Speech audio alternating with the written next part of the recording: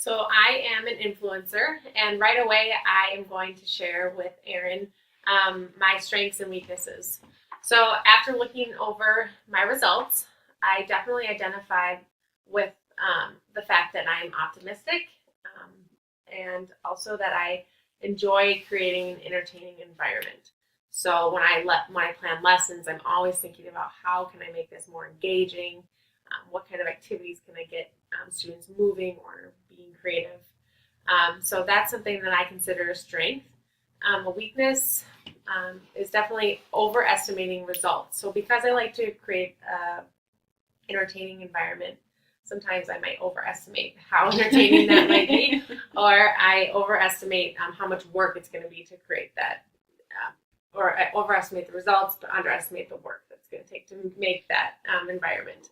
Also, I act impulsively. So after a lesson, I might be like, we have to change that whole thing. And that's not always the best thing to do instead of reflecting and being intentional about my decisions. I am a doer. I'm almost split between a doer and a relator, but if I look at myself honestly, more of my personality, the good and the bad, fits the doer. Very type A. So my strengths would be quick decision making. As teachers, we make a million decisions in the spur of every moment. And so being able to make decisions quickly is a strength of mine. Very task oriented that way. So check, done, check, done. I also take charge in many situations, which is nice when it's chaos in the hallway, in the classroom, is I have no problem stepping in, taking charge, calming things down. A weakness that I would identify with professionally is I'm impatient. I don't know that I have my impatience with my students, but I definitely, if somebody is not behaving professionally in terms of planning or in the classroom, I'm really impatient with that. And that's not always comes across the best way. And then I do definitely have some inflexibility, and that's another weakness that I have. I think that goes with quick decision making. I make a decision, in my mind it's done, it's checked off, why revisit it? And so those things can both help and hinder a relationship in co-teaching.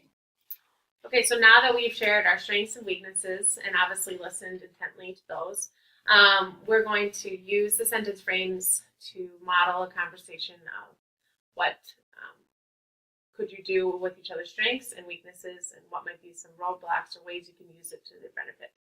So my first sentence frame I'm going to use is some compromises we might need to make involve my tendency to act impulsively, which I admitted was a weakness of mine, and that would contrast with her tendency to be inflexible. So if I'm impulsive, I want to make quick decisions and I want to change things. And if she already has a set lesson plan, she might be inflexible or not, or might understand that it requires more work. And if the work is already done, why would we change that? So we would definitely have to sit down and create a compromise around those two characteristics.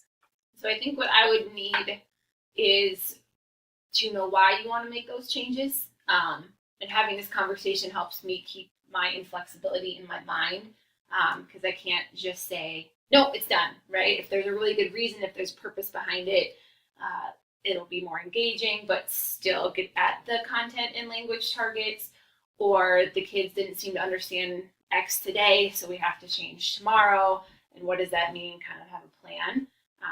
Hopefully I can get over my inflexibility if it's for a purposeful thing that will help the students learn. And a compromise on my end in that same regard is being intentional. So not just acting impulsively to make an impulsive decision, but really think about, when I talk to her, I'm going to have a reason for why I want to do this. How does it connect back to the standards? Why is it important? How will it get our students ready for that final assessment? And I think it comes from working together too, knowing that we're both in this together for the greater good of the student learning, that changing is sometimes necessary, right? What I've done in the past was good, doesn't mean it's perfect for the kids we have now. And so keeping that in my mind too. I'm going to use a sentence frame about a point of frustration. So a point of frustration might occur to the fact that we are very different in terms of our timeline for getting things done.